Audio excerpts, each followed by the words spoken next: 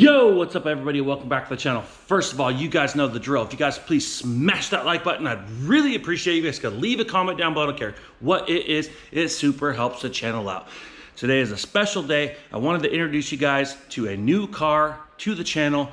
Teo recently picked up a 1992 R32 Nissan Skyline. Now this is a GTST model. He's been talking to me for quite a while about picking up a Nissan Skyline. He was twisted between the R32 and the R33 models. He definitely wanted the coupe, not a sedan. He's seen a couple on Marketplace. They were a little rough, a little too much money, but he contacted the import guys. So shout out to Dylan and Gage at the import guys. We went on down there. Gage had showed us a few different models, a couple R33s, a couple R32s, and we kind of locked eyes on one that we kind of liked that fits Teo's budget and idea for his creation. And we went down a second time to make sure it looked pretty good. We've had it up on the lift. We test drove it. We had it running for a while, gave it a really good overall visual inspection, and drove the car. And honestly, it was a very honest car. Of course, they all have a little bit of their own secrets, and they are overseas cars, so sometimes they do have a little bit of rust and stuff like that. But he did go secure the money, come back, he picked one up, and he drove it back to the shop, and it's absolutely awesome, guys. He's had it for about a week now. Now this is the 1992 R32 model. It's a coupe, it's a GTST, so it's not a GTR. You can see here somebody's put some aftermarket fenders. They did an aftermarket front bumper. They do have an aftermarket spoiler. It's kind of like a GTR style wing. And they have some aftermarket over fenders as well.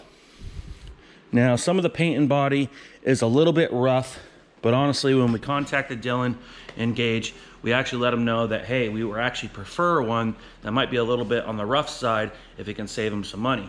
So they definitely got Teo into this car a little bit cheaper, being that the paint and body is messed up. I know Teo, he's got pretty high standards for his cars. So I knew that even if he got one that was pretty nice paint, if it had any flaws at all whatsoever, he'd be wanting to fix it down the road. So he'd be repainting the car anyways. So I thought that this was a pretty good idea to save some money, get into one cheap, as long as it's mechanically sound and the bones are there. So he picked this up. It's kind of got some aftermarket Ganador style mirrors as well. It is like a grayish blue color. It's got a little bit of metallic in it. It's not the factory color. It's a little bit of a spin-off of it. This vehicle did come as a metallic dark blue, kind of like a navy blue color. I believe Teo was thinking about going back to that color. We looked at some color chip samples, and it looks really nice, to tell you the truth. And we did clean up a spot in the door jamb, and we buffed it out a little bit, and it actually does look pretty good. And it does seem that that color is to be a little more rare of the R32 Skylines. We see a lot of white ones, a lot of gray ones, some black ones, and some other colors as well, but we don't see a lot of the dark navy blue colors. I'm gonna give you guys a little walk around. Still has the rear wiper. Now, I believe this vehicle was built quite a few years ago, probably in the late 90s and early 2000s. And then at some point, it probably sat. I'm not sure why it sat. Maybe something mechanically happened. Maybe something happened to the owner. But it definitely sat for a while, and it got a little bit dirty, got a little bit aged. But anyways, it must have somehow hit the auctions. It was purchased by the import guys, came overseas, and it sat in the garage over with the import guys. They were just getting ready to actually send it off to paint and body, which would have increased the value of the vehicle by quite a bit. I'm kind of glad we caught them right before they sent it out, because we were able to save quite a bit of money by getting into this. Now, it does have the clear corner lights. Not sure if he's going to keep those or not. The bumper's in pretty rough condition, so we may or may not do a repair on that. I do believe it's been repaired before, and it probably has a couple weak points, to tell you the truth. So if you can secure a new bumper for a good price, we'll definitely do a new bumper. Potentially we do some new OEM style fenders to get rid of the fiberglass fenders. We do like the over fenders, but they need to be redone. So we either need to rip these off and start from scratch, or we'll purchase some new ones and remold those in with some 3M panel bond and try to do it a little more of a proper way so we don't get any cracking that you see up here. But we did physically get a good inspection. There's some spray foam between the panels. The quarter panels seem to be intact. They don't seem to be rusty. So it didn't look like they were trying to hide anything. They were just trying to get a cool look. Now it is on TN struts and TN lowering springs. It does have HKS exhaust. It does appear to have an HKS upgraded turbo as well. I'm gonna go ahead and give you guys a tour of the inside. Has a pretty stock interior. I do believe that there was probably some aftermarket seats on this at some point. It does have a leftover harness strap in the back here. So it definitely had some harnesses. There's actually even some tie downs on the back of the seat bolts as well for the lap belt. But it has been converted back to stock. They took the harness out. It's got the original floor mats.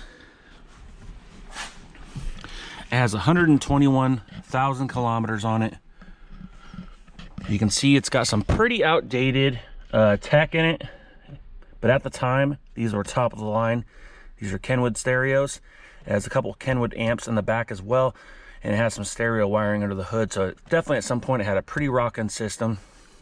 It does have a turbo timer, and I think we have some sort of boost controller up front as well. It's an HKS boost controller, and you can see here it's got a little boost gauge. It's a mechanical boost gauge, a little bit outdated, but definitely era specific.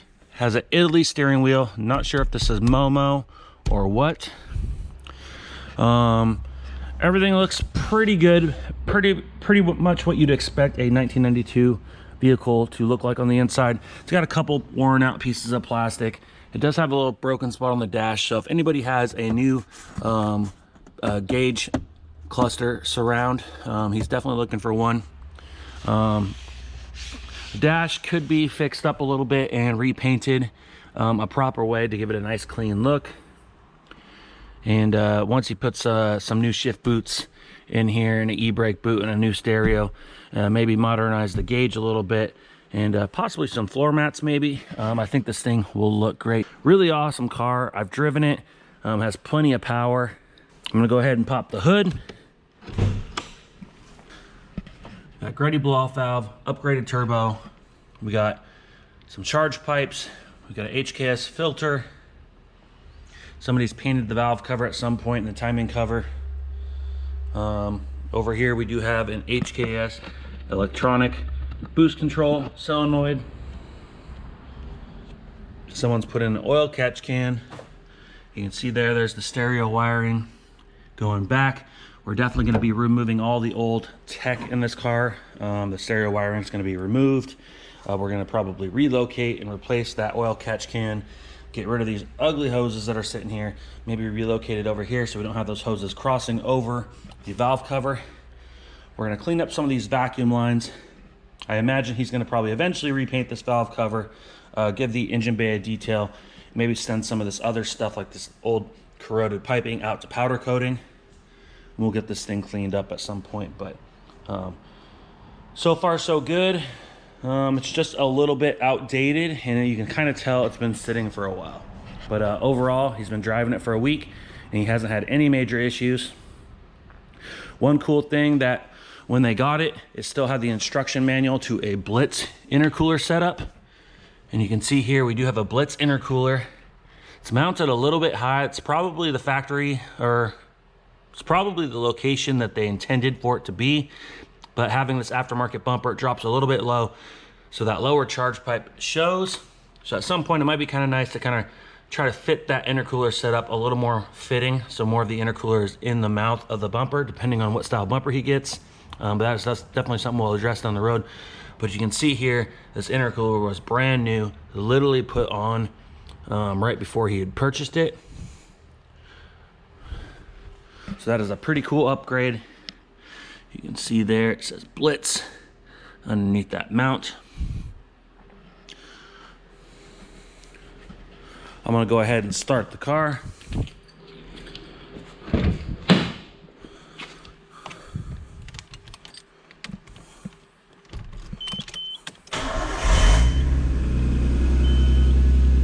Just gonna let it run for a second.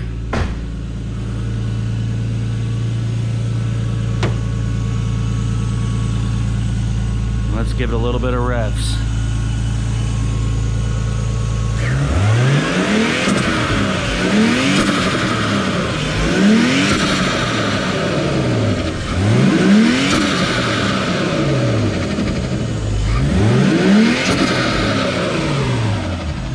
That Grady blow-off valve is definitely loud. It is recirculated currently right now, so a lot of that noise is just coming through the intake pipes. But it is pretty darn sweet. Engine is honestly very solid, runs like a top. Everything looks really good. Just needs a little bit of cleanup, a few modern updates, and maybe a little bit of maintenance, and eventually we will be doing the full paint and body on this thing, and we're gonna go ahead and give this thing a complete makeover, and this thing is gonna be awesome. One of the first things he plans on doing once everything's kind of caught up on maintenance is he's going to get the stance correct, and he's probably going to buy some new wheels and tires for this thing.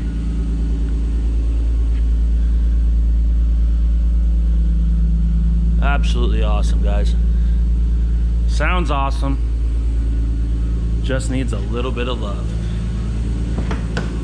Shut this off before I smoke myself out.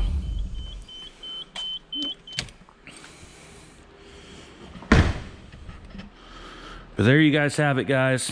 We've got Nismo strut tower bar. We're probably gonna give that a refresh, buy a new decal as well for it. Tail's absolutely pumped about this car. He's been getting thumbs up all over town. Definitely an awesome car and a piece of Nissan history right here. Definitely looking forward to getting this thing in the booth one day and getting it a paint makeover, but there's definitely a few things that are first on the list. Makes sense to get the maintenance all caught up, do the performance that he wants to do, and obviously maybe clean up the interior as well and get that all taken care of and save the paint and body for last. He's going to be stocking up on some parts, like possibly some new over fenders, a new bumper, base coat color, clear coat, all the paint supplies he's going to need.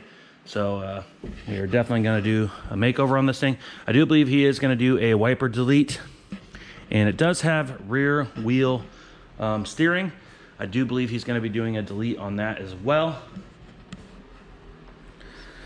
The glass is all in pretty good shape. Some of the weather stripping is a little bit rough, but we have a couple ways we can clean this up that are going to be pretty good, especially for a nearly 30-year-old car. Actually, it's over 30 years. It's 92. It's like 31 years. So I have a few techniques to clean that up, and I don't want to take a chance in breaking the glass and having to source new stuff just to replace some of the rubber. So I think we'll be cleaning that up when we do a paint and body on this. I do believe he is going to be changing the spoiler to more of a era specific R32 GT or GTR style spoiler. I believe this one's a little bit off, but it looks good for now. Not sure his plans on the side skirts, but I'm definitely going to be trying to talk him into some side skirts. I do think he's going to get a new front bumper. I think we could fix that one, but I do believe that the time involved in repairs on that one, plus the weak points, if we can source a new replacement for a pretty good price, that would be the most ideal. But hey, it's an R32 Skyline. He got his car of his dreams. He's super happy and he loves the car, and that is what matters the most. So let me know what you guys think in the comments of this R32 Nissan Skyline.